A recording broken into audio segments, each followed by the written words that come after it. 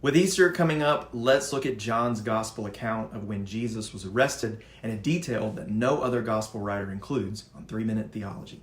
John 18 sets the scene with Jesus in the Garden of Gethsemane and Judas, the guy who would betray him, on his way. It says, the leading priests and Pharisees had given Judas a contingent of Roman soldiers and temple guards to accompany him. Now, in the original Greek that this was written in, the word Roman isn't there. But many translations are confident enough that these were Roman soldiers that they added to clarify. This matters because it helps us understand how many people potentially came to arrest Jesus. Our best guess is that this was likely a force of 300 to 600 soldiers, along with Jewish temple guards. So not a small group, and it's an important detail.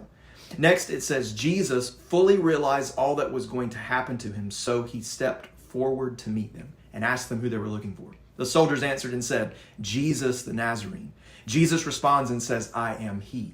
Now, in Greek, he uses the phrase ego eimi, which if translated literally means I am, which was an important phrase and not the first time Jesus used it. John records 7 other I am statements. Each time Jesus said this, it was a declaration of his identity as God. But here's where John's account gets really interesting. Verse 6 says, as Jesus said, I am he, they all drew back and fell to the ground. Picture that. This group of several hundred soldiers all fall down simply because Jesus said, I am. But why? And why would John include this detail? Well, first we need to understand why John wrote his account. He tells us in both the first and last verses of his book, revealing that Jesus was not just a great teacher or miracle worker, but is God. All throughout his account, he takes every opportunity to point this out. So Jesus reveals himself as God, but what does falling down have to do with that? Well, falling down because of the presence of God is seen all throughout the Bible. Check out 2 Chronicles 5:14 or Acts 26:12 through 14 for just a few examples.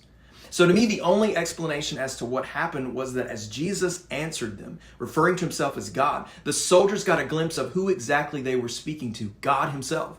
And like so many others in the Bible, they couldn't remain standing. It was as if a small sliver of his deity was revealed and they were unable to stand under the weight of his glory. But I think the larger purpose for why John includes this was that he was helping us realize that at no point in his arrest or crucifixion was Jesus ever not in control. He was always in complete control. The soldiers who came to arrest him had no power over him. They couldn't even stand when he revealed who he was.